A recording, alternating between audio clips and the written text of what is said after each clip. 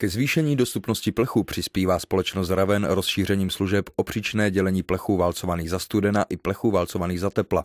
A to ve standardních obchodních formátech, jakož i v nástřizích nestandardních délek bez omezení minimálního dodávaného množství.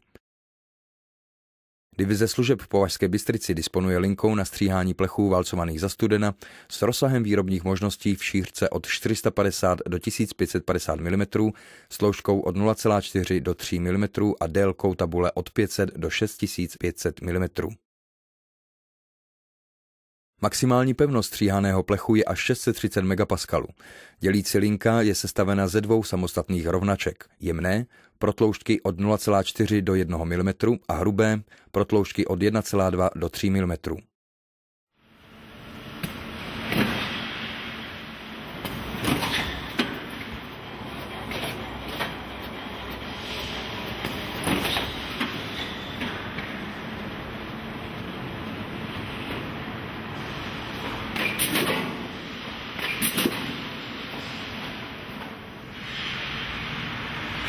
Dělený plech válcovaný za studena je standardně balen na jednoúčelových balicích stolech do antikorozního balícího papíru, je přepáskován ocelovou páskou na paletě upravené do formátu baleného plechu.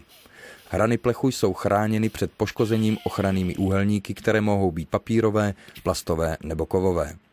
Hmotnost balíku přizpůsobíme manipulačním možnostem odběratele v rozsahu od 1000 do 5000 kg.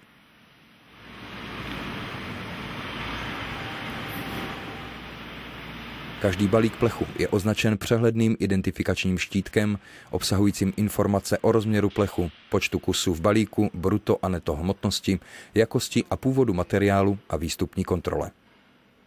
Linka na stříhání plechů válcovaných za tepla, vzorované plechy a mořené plechy v rozsahu parametrů šířky pásu od 800 do 2000 mm, tloušťky od 2 do 12 mm a s délkou tabule od 550 do 12 000 mm.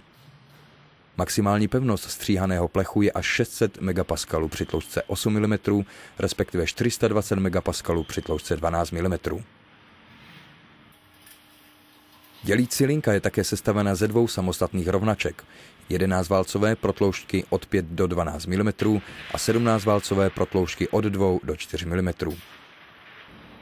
Tělený plech válcovaný za tepla je standardně balen podle požadavku zákazníka do balíků o hmotnosti od 2000 do 5000 kg, přepáskován ocelovou páskou.